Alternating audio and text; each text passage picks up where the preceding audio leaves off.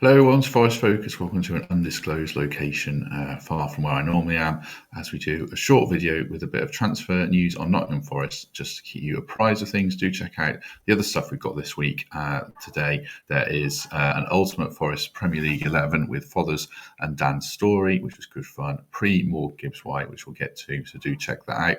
Main Forest transfer news today looks to be that Forest's top target, according to Mike McGrath in the Telegraph, is now Jacob Ramsey. Obviously, the players were linked with a falling by the wayside quite rapidly. But Jacob Ramsey, Aston Villa's left winger, under 21 international, can play across the front line, is now Forest's primary target. He is 24 years old, 14 goals, 14 assists in 136 Premier League games in terms of his career.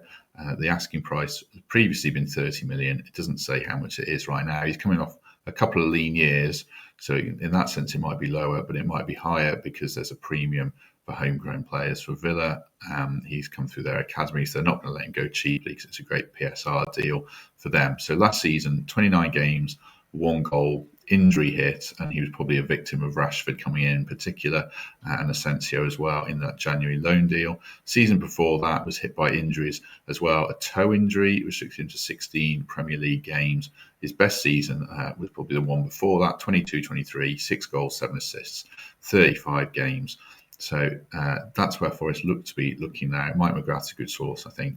So I think that'd be a good deal, interesting one. And because we're losing players by the wayside pretty quickly, I think this is the kind of deal we're going to have to go for now. Bakayoko is a no-go. He's going to Leipzig for 15 million. And that's a bit of a sort of a bitter pill to swallow because it was such an attractive price. But the problem is it was such an attractive price, and he had so many suitors that a German club who have been perennially in the Champions League. I'm sort of not surprised that he's gone there, but it is a frustrating one for Forest, and it leaves them chasing shadows a bit as they look for a winger.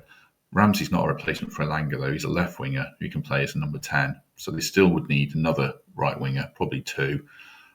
Brentford are looking at Omari Hutchinson, who's got a £35 million release clause. And for me, he'd be where I would kind of hope we'd be looking. I think 35 million for him is probably reasonable with the Premier League premium. Delap went for 30. So I think that might be an area that Forest should be looking at. This is if Mbeumo goes to United, and according to reports, they're still several £1 million apart. So lots of work to do on that front. But if we are looking for someone who could come in and replace Elanga longer term, I think Hutchinson is that kind of calibre of player. Maybe not as good as him right now, but in a season or so, he might be. So 35 million is of interest. Reporting The Athletic, the James McAtee deal looks like it's more and more between us and Eintracht Frankfurt. Interestingly, they report that we don't see him as a winger. We see him as a number 8 or number 10. So more of a Gibbs-White replacement potentially. So again, we're still looking for right wing options. So it just shows how much work there is to do. So we're in a tough spot. But I know Lewis was really down on McAtee. I was a bit surprised how down he was. I think as a creative option, I think he'd be all right. We do need creative players, obviously, because that's where we fell short at the end of last season. We were too reliant on Elanga. So I don't mind the McAtee deal. I saw a very tentative link with Ben Doak, who was on Pete's list of potential winger targets for 25 million. And again, I think he's a good option, but he's not an immediate replacement for Elanga unless he's further along in his development, and I think he is. So we really are going to have to start looking in different areas. Bakayoko, that ilk player, clubs that are offering them Champions League football, it's going to be hard for us to get them. So we are struggling in that area. Richard Rios is an interesting one as well, just perennially linked with us. Feels like we're getting a bit closer to actually going for him, but Roma, Zenit St. Petersburg, they're interested but not quite going for him. 30 million is a big fee for a player who plays in Brazil. So that would sort of concern me, but I think we're going to have to start paying these fees. We're missing out on targets. The clock is ticking, and I'm not as worried as Mark was or is. Yeah, but obviously we do have to make moves soon. It was interesting, the feedback on the last podcast. Mark got quite a lot of flack for it. But I suppose we're covering the whole fan base here. There's people who see it like Greg does. There's people who see it like Mark does. And there's people who are somewhere in the middle, which I suppose I am and often am. But yeah, I think we obviously do need to get moving quickly. And also the Gibbs-White thing is just hanging over us now terribly. He was back in training yesterday. I haven't seen if he's in training today as I record this, but it's really messy business. I think he needs to go, and Forest need to forge some kind of a deal with Spurs. If he doesn't go to Spurs, we've got problems, because we've got a one-way player, and players are only worth what people will pay for them. We'd be in a difficult negotiating position when a player really wants to go, unless we can get him to sign a new contract. But I don't know what his fee would be. I suppose it's probably still around 60 million. So I think we'll probably have ultimately agree something with Spurs. Hopefully Spurs will punt us a few extra million to make this go away. So that's brewing in the background as well. But it's awkward business. We'll pick this up on Monday. I think it's a big challenge for Nuno, because he's built this squad, or carried on from Steve Cooper, forging this squad unity.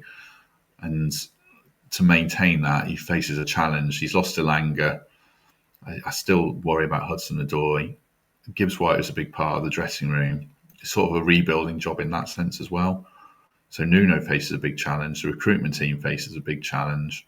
There's a lot of work to do in a short amount of time. There's still time to do it. But we've played the first pre-season friendly. Got Monaco at the weekend. So probably by the Birmingham friendly at the start of August, we really need 2 or 3 good players in. I think Jai Cunha and Igor Jesus will prove to be good business in the medium term. Igor Jesus in the short term, and I don't know about Jair, he might be good now. But we've got a lopsided squad, lots of defenders, need wingers, need a number 10, I think, ultimately still. Danilo's been linked with Botafogo, of course.